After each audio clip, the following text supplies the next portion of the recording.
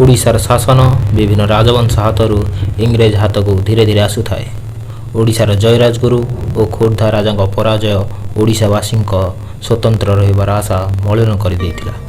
ଏହି ସମୟରେ ରାଜକ ସେନାପତିଙ୍କ ନେତୃତ୍ୱରେ ଆରମ୍ଭ ହୋଇଥିଲା ଓଡ଼ିଶାର ଏକ ମହାନ ସଂଗ୍ରାମ, ଯାହା ପାଇକ ବିଦ୍ରୋହ ନାମରେ ନାମିତ।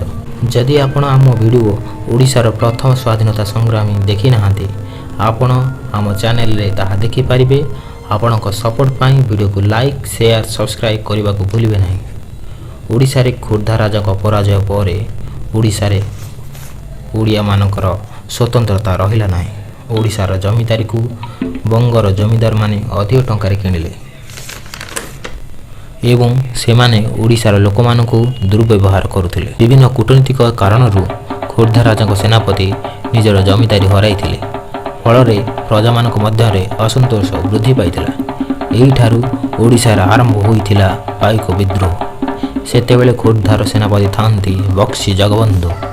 ତାଙ୍କର ପୁରା ନାମ ଥିଲା ବକ୍ସି ଜଗବନ୍ଧୁ ବିଦ୍ୟାଧର ଭ୍ରମରବର ରାୟ ମହାପାତ୍ର। ବକ୍ସି ଅର୍ଥାତ୍ ସେନାପତି। ସେ ଚୋଳଗ ମଣ୍ଡଳର ଜାଗିର ହରାଇଥିଲେ, ତେଣୁ ସେ କ୍ଷୁବ୍ଧ ହୋଇଥିଲେ।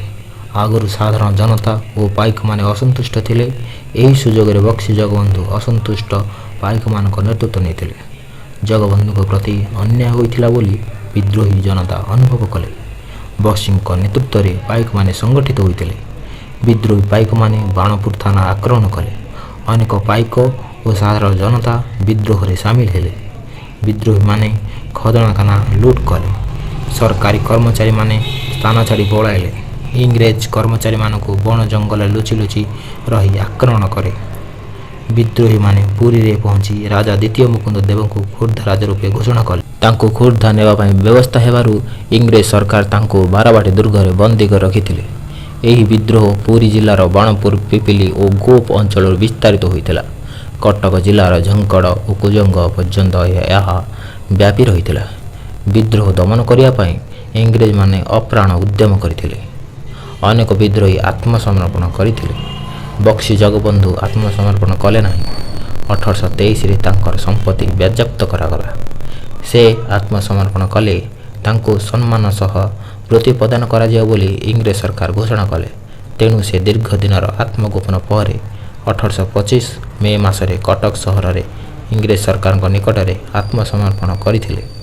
ତାଙ୍କୁ କଟକ ସହରରେ ନଜରବନ୍ଦୀ କରି ରଖାଗଲା। 1829 ଜାନୁଆରୀ 24 ତାରିଖ ଦିନ ସେ ମୃତ୍ୟୁବରଣ କରିଥିଲେ। ବକ୍ସି ଜଗବନ୍ଧୁଙ୍କ ଜୀବନୀ ଏକ ହୃଦୟସ୍ପର୍ଶୀ, ମର୍ମପ୍ରସୀ ଏବଂ ବୀରତ୍ୱର ଦିଗ୍ଦର୍ଶନ ଦିଏ। ସେ ଆମକୁ ଶିଖାନ୍ତି କିପରି ଓଡ଼ିଶାର ବୀର ନିଜର ମୁଣ୍ଡ ପାଇଁ, ନିଜର ଜାତି ପାଇଁ, ନିଜର ଗର୍ବ ପାଇଁ କିପରି ସାହସିକତାର ଦିଗ୍ଦର୍ଶନ ଦେଇପାରେ।